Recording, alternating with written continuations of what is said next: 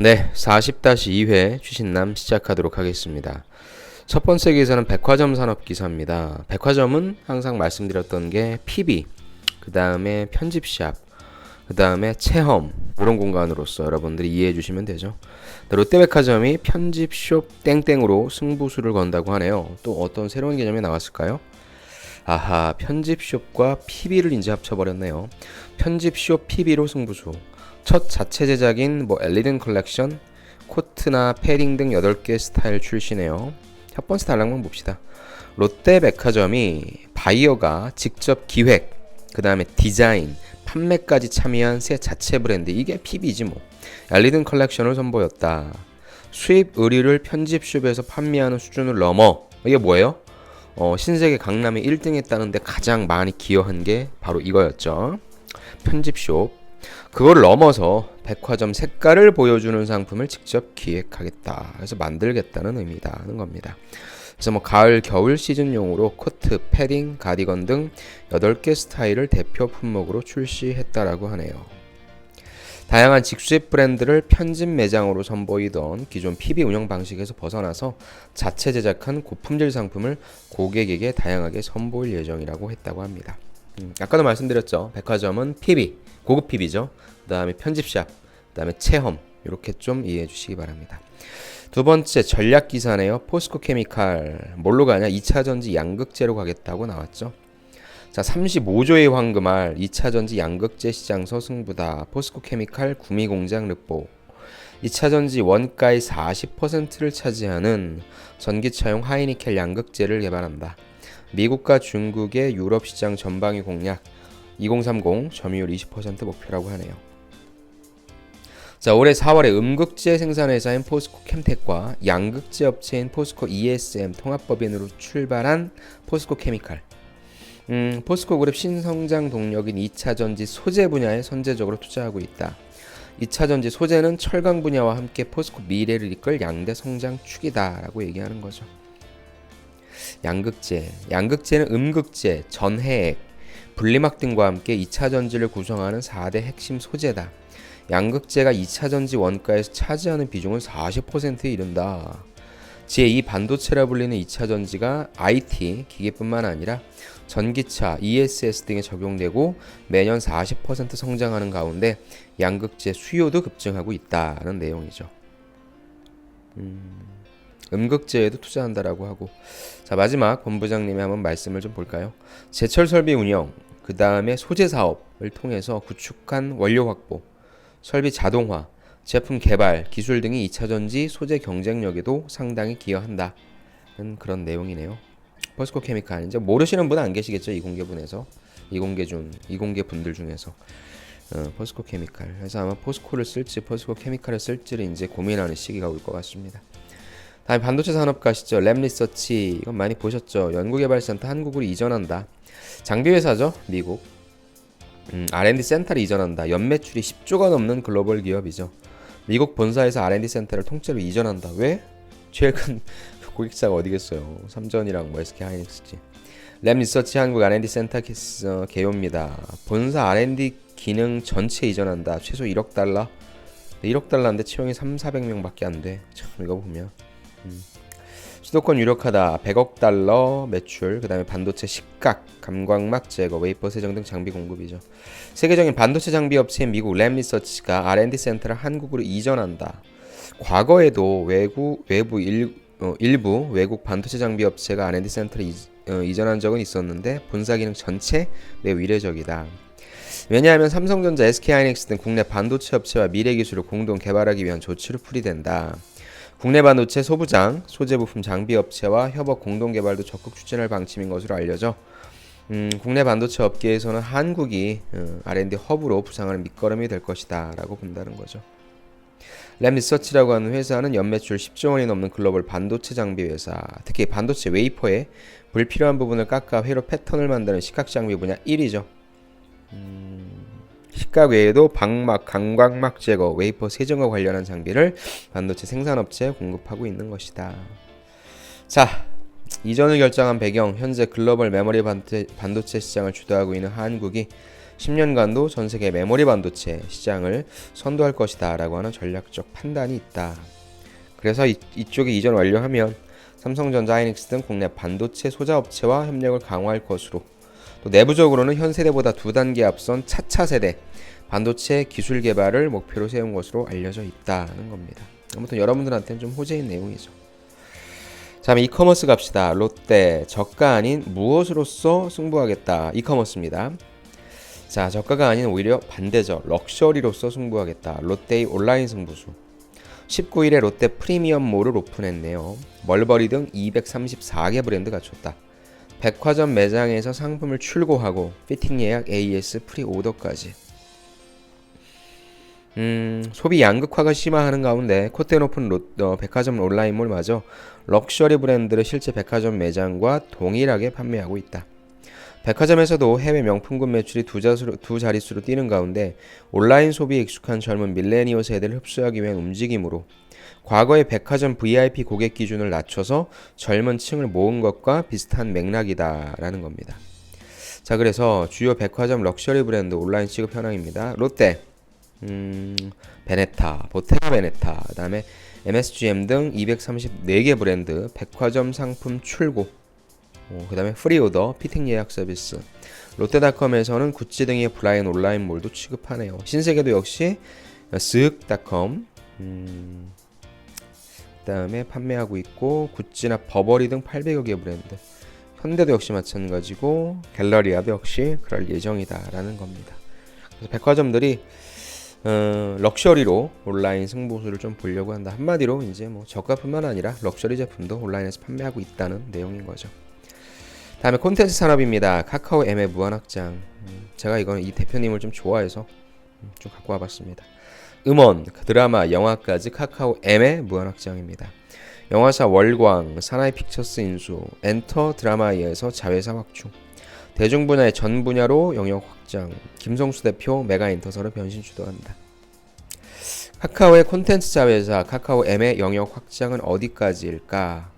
아이유가 소속된 이 회사는 배우 연예기획사를 인수한 데 이어서 최근 영화사 2곳도 인수하면서 드라마, 예능, 영화로까지 콘텐츠 제작 폭을 넓히고 메가 엔터테인먼트사로 면모를 갖추고 있다. 그래서 카카오, 이제 CJ ENM에 대응하는 회사가 될 거고, 콘텐츠를 준비하는 친구들은 아마 또 가고 싶어하는 그런 회사가 될 겁니다. 이분이거든요. 예전에 CJ ENM 대표입니다.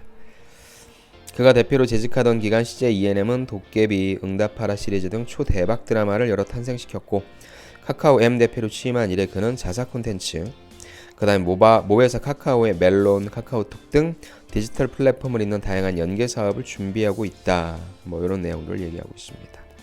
카카오 M의 자회사, 영화 쪽에 있어서 영화사 월광과 사나이 픽처스, 예능 드라마 메가몬스터 그레이고, 배우, 그 다음에 가수까지. 카카오 M은 CJ ENM과 같은 TV 채널이 없는 상황이기 때문에 단기적으로는 수익에 강박관념을 갖는다면 드라마나 영화 제작 사업이 성공하기 어려울 것이다. 관건은 뭐예요? 대신에 카카오는 모바일 플랫폼이 있잖아요.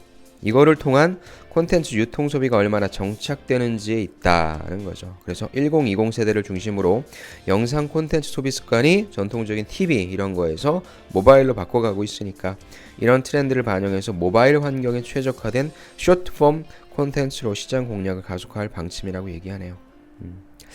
자, 잘하고 있는지 한번 잘할 건지 잘하고 있는지 봅시다. 모빌리티 갈게요. 미래 모빌리티는 땡땡땡 서비스가 대세다.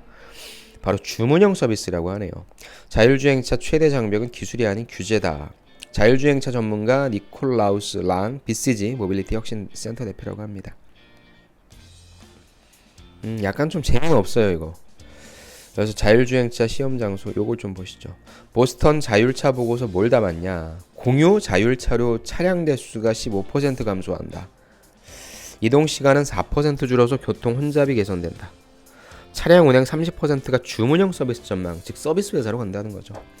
미래 자율주행차 정착하려면 2025년이면 자율주행 상용화 될 것이고 사고 처리에 관련된 법규 정비가 먼저 돼야 된다.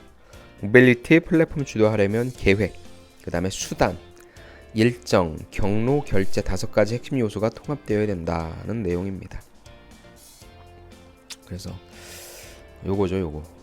미래 모빌리티 플랫폼을 주도하려면 이동계획 수립, 이동수단 분할 선택, 이동 일정 짜기, 경로 모니터링, 이동 요금 결제 등 5가지 요소를 통합적으로 갖춘 모빌리티 플랫폼이 미래를 변화시킬 것이다 라는 내용입니다.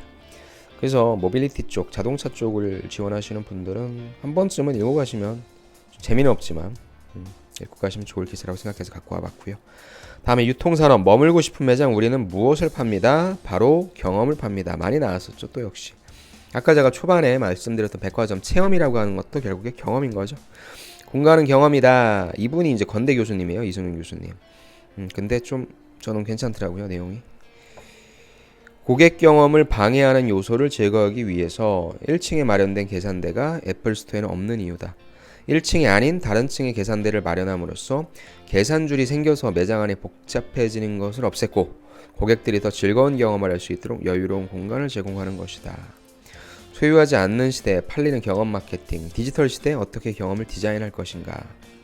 고객에게 여유로운 공간을 제공했을 때 나타나는 효과 중 하나는 제품의 가치가 상승하는 것이다. 명품 브랜드 매장 밖에서 고객들이 줄을 서서 기다리게 되는 것도 같은 맥락이다. 하지만 매장이 혼잡하지 않으면 인기 없는 브랜드라 여겨져서 사람이 들어오려 하지 않을 수 있다고 반대 목소리를 낼 수도 있다. 그렇다면 사람들이 매장 밖에서 기다리게 만드는 방법에 어떻게 고객들이 느끼는 매장 혼잡도를 줄일 수 있을까? 바로 청각을 자극하라는 내용입니다. 제품의 가치가 100이다. 잘 만들어진 공간은 판매하는 제품의 가치를 200, 300까지 높여줄 수 있다는 내용입니다. 관련해서 여러분들이 전략 짤 때 있어서요. 너무나 뻔한 내용들이 아니라 경험을 판다? 고객들한테 어떤 경험을 줄 수 있는 거지? 라는 어떤 관점으로 봤을 때 좀 써먹을 수 있는 것들이 있어요. 그래서 그런 관점으로 좀 한번 봐주시죠. 프랜차이즈 산업, 미국의 패스트푸드 시장이 땡땡땡 전쟁이라고 하네요. 바로 아침밥 전쟁이래요. 맥도널드, 버거킹 성공에 자극받아서 웬디스가 전국 매장에 조식 제공한다. 전체 방문객 18%가 모닝 손님이다. 또 재료값은 적게 들고 간편한 노동으로서 아침 메뉴 상대적으로 고수익이다. 미국의 패스트푸드 업계에서 아침 식사 시장 경쟁이 더욱 치열해지고 있다. 패스트푸드 업체인 웬디스가 내년부터 미국 전국 매장에서 아침 식사 메뉴를 선보이겠다고 발표한 거죠.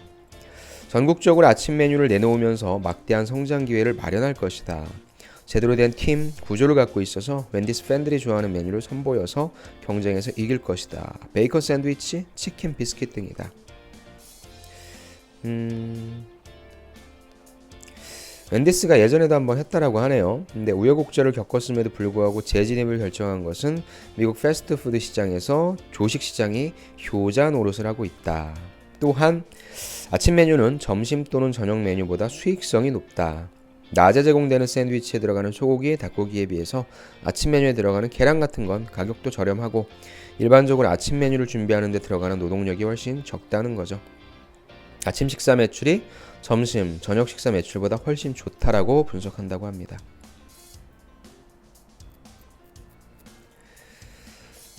그래서 다양한 업체들이 뭐 하고 있다는 내용들, 이게 미국에서의 트렌드라고 하니까 그러면 당연히 또 우리가 이거를 여러분들이 지원하고자 하는 F&B 프랜차이즈 쪽에다가 또 적용시킬 수 있겠죠. 이런 것들이 유행이니까 우리도 하겠다라고 얘기해주면 괜찮겠죠.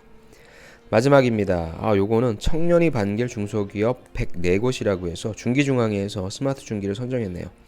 이익 10% 상여금 제공하고 여행비 제공하는 등 직원 성장과 복지 혜택 두루 갖춰. 그래서 김기문 회장이죠. 일자리 불균형 해소, 청년이 갈만한 지속기업 발굴한다. 광고 플랫폼 전문기업 인라이플은 매월 둘째, 셋째 주 금요일은 오후 1시에 퇴근하는 슈퍼 프라이데이를 운영하고 있다. 또 첫째, 넷째 주 화요일 점심시간은 2시간으로 연장하는 더블 런치 타임. 매주 월요일은 오전 10시 30분에 출근하는 지연 출퇴근제, 좀 더 자도된 데이 등 직원의 워라밸을 독특한 제도로 운영하고 있고, 디스플레이 제조기업 시스메이트는 단기 순이익의 10%를 전 직원에게 인센티브로 지급하고 있고, 또 영업수주 시 1% 인센티브, 아이디어 인센티브, 내일 채용 공제 등 직원과 성과를 함께 공유하고 있다는 겁니다. 그래서 중기중앙회가 청년 스마트 일자리 프로젝트를 선포한 후에 벤처기업협회, 코스닥협회 등 중기단체들이 공동으로 법 위반 여부 조회, 현장 실사, 대국민 공개검증 등을 거쳐 최종 104개를 선정해 발표했다. 괜찮네요. 요거는 저도 한번 찾아보고 여러분들도 한번 찾아봐서 어떤 기업들이 있는지 좀 소개를 좀 드리도록 할게요. 오케이, 요거는 제가 한번 봐서 중기, 사실 99%가 중기를 들어가는 현실인데 요거는 좀 얘기해 줄 만하겠네요. 여러분들도 기업 선택할 때 있어서 좀 보면 좋을 것 같습니다. 오케이, 이렇게 해서 우리 취신남 나머지 기사들을 또 9개 살펴봤고요. 이제 좀 많이 따라잡은 것 같습니다. 가장 최근에 취신남까지, 최신의 취신남까지도 함께 할 수 있을 것 같고요. 여러분들 취업 준비할 때 있어서 이제 자소서를 어느 정도 한 템포는 좀 정리가 된 것 같고요. 10월 달에도 부지런히 쓰시면서 이제 인적성 공부와 면접을 끄적대야 할 시점이 온 것 같습니다. 저도 이제 10월 달부터는 면접 하나씩 제가 상반기 때 들었던 답변 만들기 그거를 좀 보완하는 형식으로도 가고요. 또 여러분들이 면접 때 할 때 어떻게 하면 좋을지에 대한 가볍게 여러분들의 좀 스트레스를 해소하고 다양한 그 뭐 카페라든지 이런 것들에 제가 좋았던 글들이 있거든요. 그래서 그런 것들도 좀 같이 한번 보면서 공유하는 시간 갖도록 하겠습니다. 모쪼록 여러분의 하반기를 응원하며 이제 또다시 힘내서 시작해야 되니까 지치지 마시고요. 가끔은 하루 아니면 반나절 정도는 조금 휴식을 하는 그런 부분도 필요할 것 같습니다. 오케이, 수고 많으셨고요. 다음 시간에 다시 뵙겠습니다. 감사합니다.